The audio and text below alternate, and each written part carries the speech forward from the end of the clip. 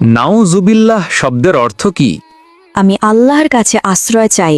আস্তাগফিরুল্লাহ শব্দের অর্থ কি? আমি আল্লাহর কাছে ক্ষমা চাই। আল্লাহু আকবর শব্দের অর্থ কি? আল্লাহ মহান বা আল্লাহ সর্বশ্রেষ্ঠ। মাশাআল্লাহ শব্দের অর্থ কি? আল্লাহ যেমনটি চেয়েছেন। জাযাকাল্লাহ শব্দের অর্থ কি? আল্লাহ তাআলা আপনাকে উত্তম প্রতিদান দিন। আসসালামু আলাইকুম এর অর্থ কি? আপনার মৃত্যু হোক। সালাম আলাইকুমের অর্থ কি? উটের নাড়ি ভুঁড়ি আপনার জন্য। সালাম আলাইকুম এর অর্থ কি? আপনার ওপর গজব পড়ুক। আসসালামু আলাইকুম এর অর্থ কি?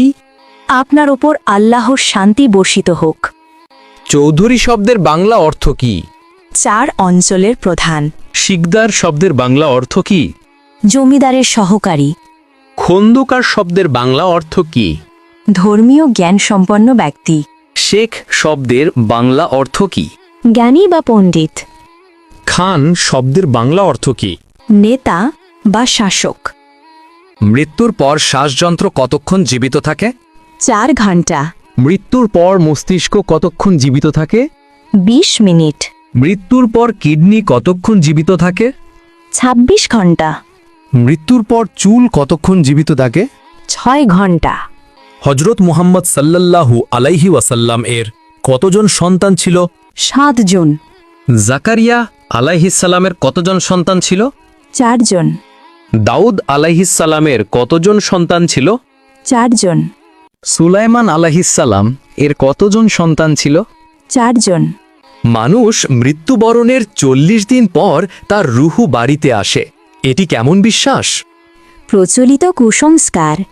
মাজারে ও পীরের দরবারে সিজদা করার বিধান কি? হারাম। বান্দার কোন আমলে আল্লাহ তাআলা সবচেয়ে বেশি খুশি হয়? তওবা করা। একজন মুসলিমের ওপর সর্বপ্রথম ওয়াজিব কি? তাগুতকে অস্বীকার করা। আল্লাহুম্মা গফিরলি শব্দের বাংলা অর্থ কি? হে আল্লাহ, আমাকে ক্ষমা করুন। ওয়ারহামনি শব্দের বাংলা অর্থ কি? আমার প্রতি দয়া করুন। ওয়াহদিনী শব্দের বাংলা অর্থ কি? আমাকে সঠিক পথ দেখান। ওয়া আফিনী শব্দের বাংলা অর্থ কি? আমাকে সুস্থতা দান করুন।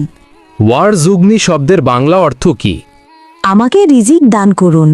আল্লাহুম্মা গফিরলি শব্দের বাংলা অর্থ কি? হে আল্লাহ, আমাকে ক্ষমা করুন। ওয়ারহামনি শব্দের বাংলা অর্থ কি? আমার প্রতি দয়া করুন। ওয়াহদিনী শব্দের বাংলা অর্থ কি? আমাকে সঠিক পথ দেখান।